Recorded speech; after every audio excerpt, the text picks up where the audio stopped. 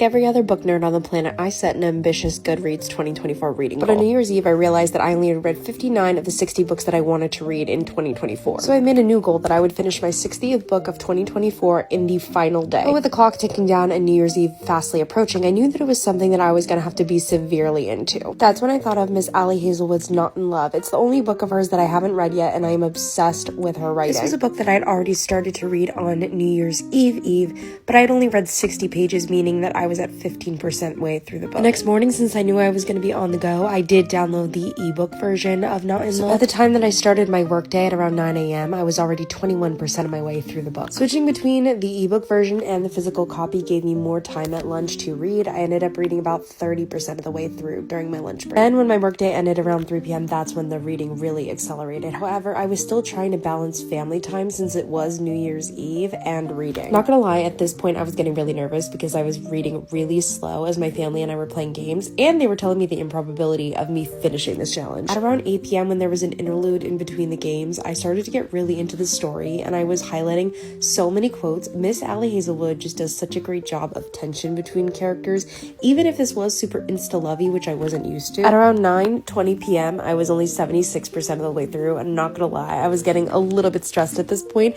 but then I quickly switched to being cocky for some reason and decided to play a game of darts with my dad. And by cocky, I mean in reference to finishing the book, not the game of darts. I absolutely lost. My father killed me. Then after that game, it was back to reading. At this point, I did feel confident that I could finish the challenge. At around 10:30 p.m., I was at chapter 37. And then before I knew it, I was reading the epilogue. At around 11 p.m., I was wrapping up the last chapter of Not in Love, which was in total 384 pages read on the last day of the year. Finishing this challenge was vindicating, of course, but nothing recreates the serotonin of adding it to your Goodreads, seeing the little confetti of completing your challenge.